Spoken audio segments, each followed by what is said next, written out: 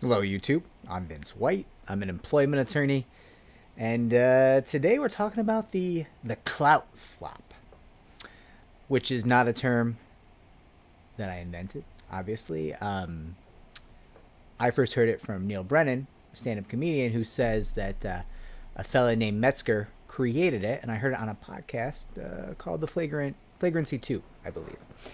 And I was watching that podcast because doing a little research into this issue with Netflix and the Dave Chappelle show, or the Dave Chappelle stand-up special, and kind of trans rights and an employee at Netflix being terminated, right?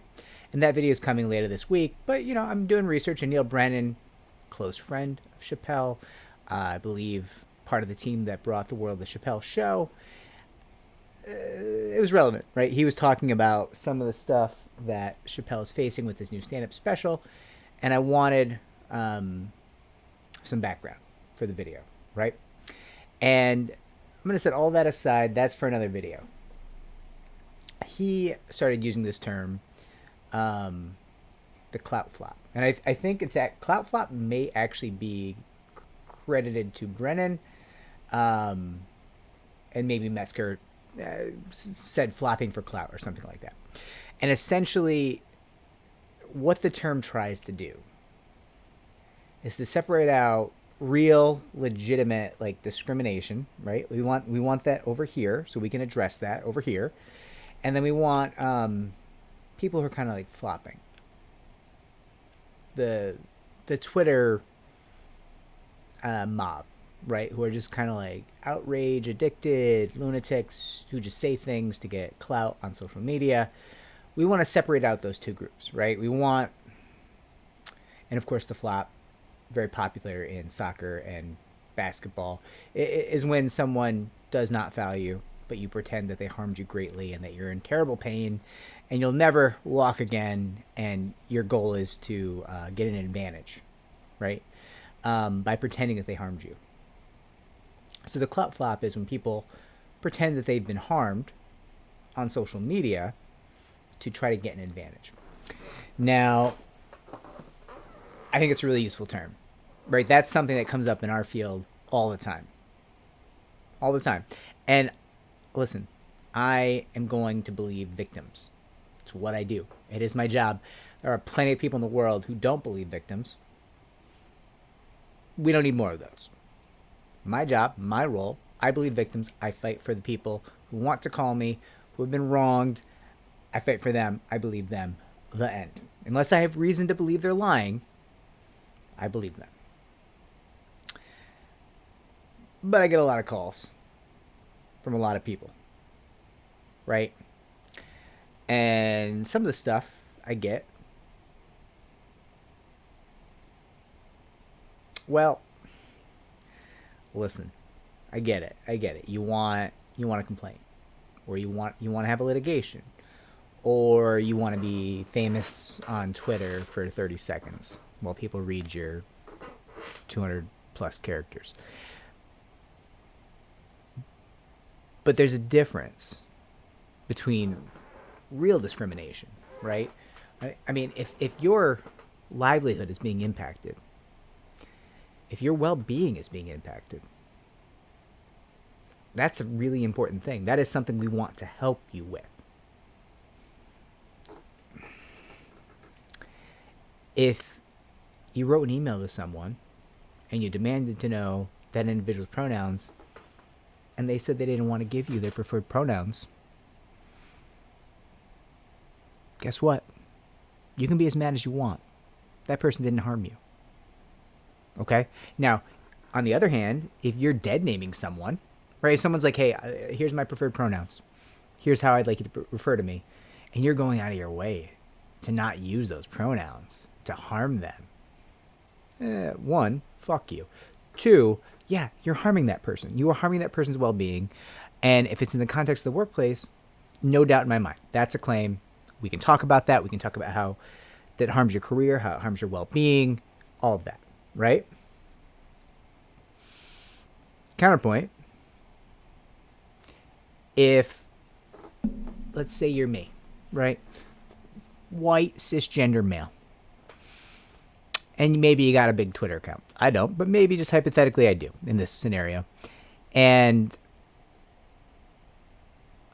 I go to my workplace. I don't want to cause some trouble. So I go to a bunch of old folks and I'm like, I demand to know your pronouns.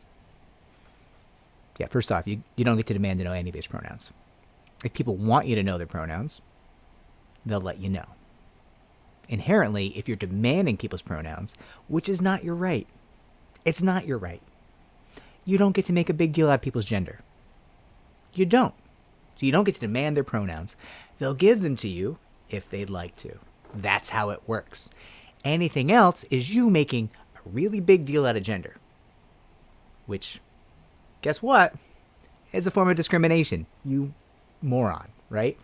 So, if you're running around trying to poke the old people at work, demanding their pronouns, and they're responding to you respectfully, like, hey, I don't really want to talk about that with you. Oh, hey, I don't have any preferred pronouns. Don't call an employment attorney. The only asshole is you. Right? You can't sue an old person or any person because they don't want to give you their pronouns. If they're messing with your pronouns, yes, they're harming you. If they're saying, yeah, I don't want to talk about that. Oh, I haven't thought about that. One of the emails is, oh, I never thought about that. I'll look into it. That's a very sweet response. I mean, it's a perfectly fine response. Oh, I don't know if I have preferred pronouns. I really haven't looked into this topic. I'll look into it. Okay, you're very sweet coworkers, right? I'm just giving this is a hypothetical. I mean, it's not really hypothetical. People do this a lot, bizarrely. But I really like the term, to kind of bring it full circle, clout flopping. Because that's what this jerk that I just described is doing, right? He's running around trying to create problems so he can get clout on social media and become more popular, right? He wants to play the wounded victim or the white knight, either one. And listen, people say that, I'm trying to be a white knight all the time because I represent victims of workplace discrimination, workplace sexual harassment. Cool. Yeah, sure. If that means I'm helping people, sure. Okay, fine. I think of that term to mean more like you're trying to fake some stuff and not actually help anyone and raise your own stock on social media by doing that, right? There's a lot of people who post a good game and do nothing. That is what Twitter is, right? 99.9% of Twitter is just people running their mouth. And it's everybody, right? Like everybody just running their mouth, doing nothing. People who don't matter, who are like, oh, look at how many retweets I got. You know what else doesn't matter? Retweets. Nobody's on Twitter. Twitter's dead. The only person who wants to be on Twitter is a guy who used to be president. I think his name is Trump. Okay? No one else wants to be on Twitter. Nobody else cares. You playing the victim to get clout on Twitter is a fundamental misunderstanding of social media. No one's on Twitter. Twitter is 2006. We are currently headed into 2022. Stop clout flapping. It's stupid. It's a stupid thing to do. It's not going to make you a more important human being. It's not. It's not going to help you help people. You already knew that. That was never your goal, but it's not going to help. I love the term. I think the term is tremendous. I think that the credit should go to the people who invented it. And I'm going to start using it in my everyday life. And at work. It's just, I think it's really important. We have to know, right? If someone's just trying to start some nonsense over nothing, clout flop.